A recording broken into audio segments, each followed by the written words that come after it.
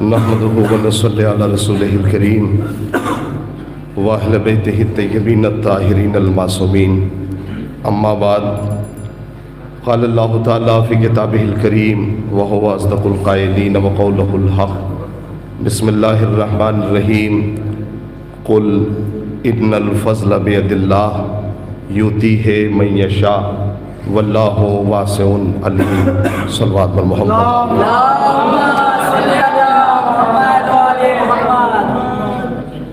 جس بارگاہ میں آپ بیٹھے ہیں، اس بارگاہ میں تقدیریں لکھی جاتی ہیں، مقدر سنورتے ہیں۔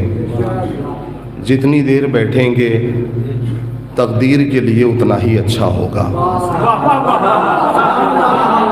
جتنی دیر بیٹھیں گے مقدر اتنا ہی سنوارا جائے گا۔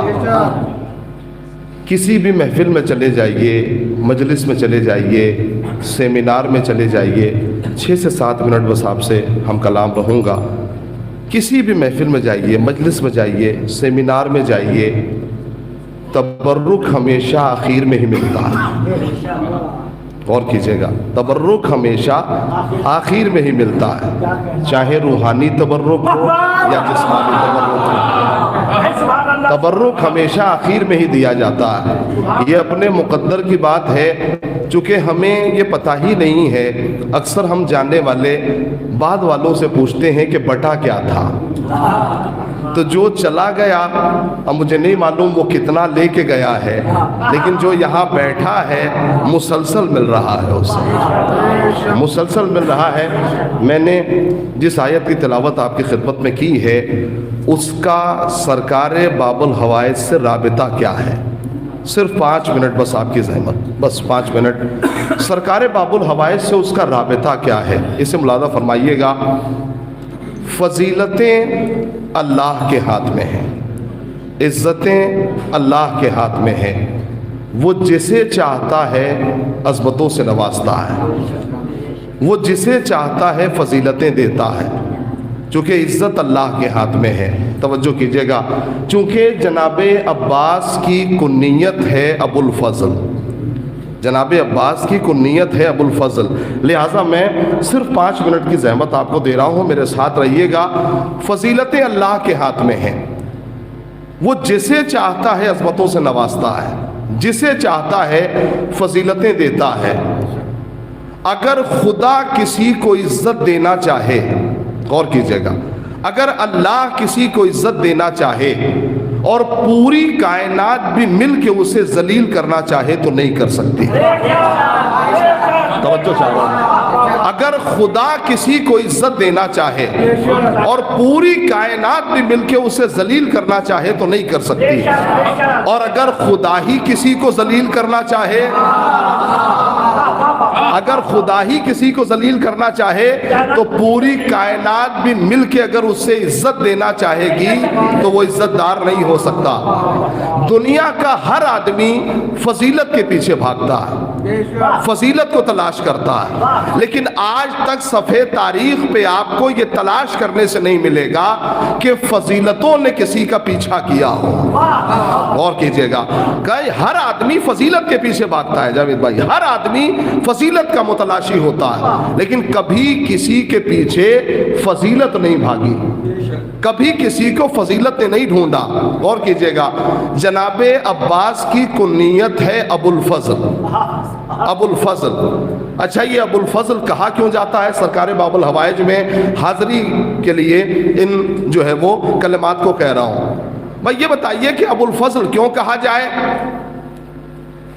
تو ہمارے ذہن میں یہ بات ہے کہ ابو الفضل اس لیے کہا جاتا ہے چونکہ جناب عباس کے بیٹے کا نام فضل ہے، لہٰذا انہیں ابو الفضل کہا جاتا ہے۔ اور کنیت ملتی ہے ہمیشہ بیٹا یا بیٹی ہونے کے بعد۔ بھئی پہلے تو کنیت ملتی نہیں ہے، غور کیجئے گا، پہلے کنیت نہیں ملتی، کنیت ملتی ہے بعد میں، بچے ہونے کے بعد۔ لیکن میرے پاس کئی کتابوں کا حوالہ ہے کہ جناب عباس کی ولادت ہوئی اور ولادت ہوتے ہی ابو الفضل، غور کیجئے گا، شورائے کرام کے لیے موضوع ہے اس کے اندر۔ بھائی فضیلت کا گوشہ یہ ہے کہ ولادت ہوتے ہی ابو الفضل، اس کا مطلب کیا ہوا؟ بھائی عباس ابو الفضل فضل کی وجہ سے نہیں ہے، وہ ابو الفضل اس لیے ہے کہ وہ فضیلتوں کے باپ ہے۔ وہ ابو الفضل اس لیے ہے کہ وہ فضیلتوں کے باپ ہیں، وہ فضیلتوں کے باپ ہیں۔ اچھا اسی جملے میں معاملہ مکمل ہو جائے گا، اسی جملے میں بھائی مکمل ہو جائے گا۔ جناب عباس کو ابو الفضل کیوں کہا جائے؟ چونکہ ابو الفضل اسے کہا جاتا ہے جسے فضیلتیں ڈھونڈیں، جسے فضیلتیں تلاش کریں۔ تو جناب عباس کو تبھی ابو الفضل کہا جائے گا جب جناب عباس فضیلتوں کے پیچھے نہ جائیں، فضیلتیں عباس کو تلاش کریں، تب جناب عباس کو ابو الفضل کہا جائے گا۔ تو اب یہ فیصلہ کیسے ہو کہ کس نے کس کو ڈھونڈا؟ فضیلتیں عباس کے پیچھے گئیں یا عباس فضیلتوں کے پیچھے آئے؟ یہ پتہ کیسے چلے؟ دو جملے ہیں میرے پاس اور اس پہ پورا اشرا پڑھا جا سکتا ہے، خدا کی قسم دو جملے ہیں میرے پاس کہ فضیلتوں نے عباس کو ڈھونڈا یا عباس نے فضیلتوں کو تلاش کیا۔ ماجرا کیا ہے؟ اگر عباس نے کہا ہوتا کہ میں علی کا بیٹا ہوں تو مطلب یہ ہوتا کہ عباس فضیلتوں کے پیچھے جا رہے ہیں، لیکن اگر علی کہہ دے کہ عباس میرا بیٹا ہے،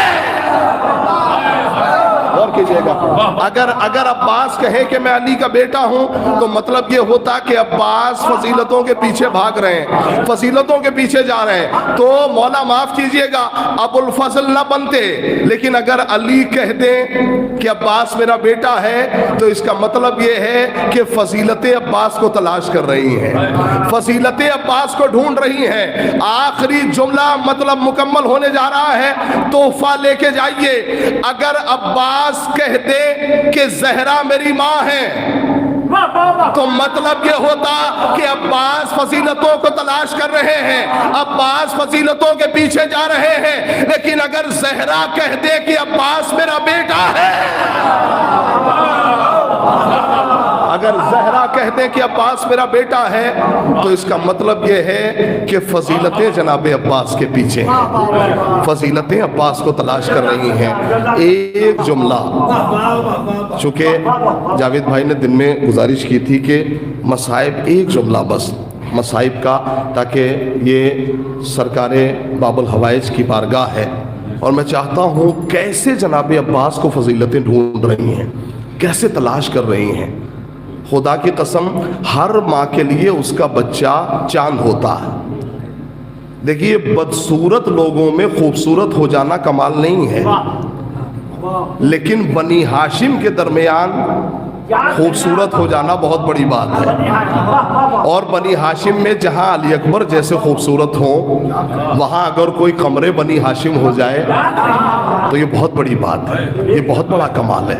اگر کوئی قمر بنی ہاشم ہو جائے، میرے عزیزوں سوچیں، پیغمبر اکرم نے جناب زہرا سے پوچھا بیٹی کل جب ہنگام محشر بپا ہوگا، یہی جملہ ہے مصائب کا، سمجھ لیں اسے، کل جب ہنگام محشر بپا ہوگا تو تم نے عزاداروں کی شفاعت کا کیا اہتمام کیا ہے؟ کیا اہتمام کیا ہے؟ سرکار باب الحوائج کی بارگاہ میں یہ جملہ پڑھ رہا ہوں، بہت بڑا جملہ ہے، میرے قد سے بڑا جملہ ہے۔ تم نے عزاداروں کی شفاعت کیا اہتمام کیا ہے؟ انصاف سے بتائیے، جس گھر میں شافع محشر علی جیسے ہوں، جس گھر میں زہرا جیسی شافع محشر ہوں، جس گھر میں حسن و حسین جیسے شافع محشر ہوں، اس میں زہرا نے کسی کا نام نہیں لیا، بلکہ پتہ ہے کیا کہا؟ کل جب ہنگام محشر بپا ہوگا آپ مسند شفاعت پہ ہوں گے، میں مسند عدالت پر ہوں گی، تو پتہ ہے زہرا نے کیا کہا؟ کفانا لشفاعت یدان المقطوعتان ولد العباس، اے بابا کل جب ہنگام محشر بپا ہوگا اور سب پریشان ہوں گے تو میں اپنے شیر کے کٹے ہوئے بازوؤں کو لے کے عزاداروں کی شفاعت کو جاؤں گا۔ اس سے بڑا جملہ نہیں ہو سکتا۔ آئیے اس خوشی کے ماحول میں اگر آنکھوں سے آنسو نکل گئے، میرے عزیزوں اگر آنکھوں سے آنسو نکل گئے تو ہماری شفاعت ہے، ہماری شفاعت مکمل ہے۔ جناب عباس کی فضیلت اور عظمت کو کوئی درک ہی نہیں کر سکتا۔ چونکہ یہ سلسلہ چلا تھا نظم سے، اور نظم پہ ہی آ کے تمام ہو جائے، صرف 4 مصرے آج باب الحوائج کی بارگاہ میں۔ اکثر دنیا سوچتی ہے کہ جناب عباس ظہر سے پہلے کیوں نہیں گئے جنگ کرنے کے لیے، ظہر کے بعد کیوں گئے؟ 4 مصرے بس سن لیں، کیوں ظہر کے بعد گئے؟ چونکہ ظہر سے پہلے سایہ آگے کی طرف پڑتا ہے، ظہر کے بعد سایہ پیچھے کی طرف پڑتا ہے۔ چونکہ ظہر سے پہلے اگر سایہ آگے کی طرف پڑے تو اکثر ایسا ہوتا ہے کہ جسم کا سایہ اس چیز پہ پڑ جاتا ہے، لیکن ظہر کے بعد سایہ پیچھے کی طرف پڑتا ہے۔ 4 مصرے سن لیں، وجد میں آ جائیے گا۔ سبق ملا ہے یہ ایثار کی کہانی سے، سبق ملا ہے یہ ایثار کی کہانی سے، یا یوں کہوں کہ یہ عباس کی جوانی سے۔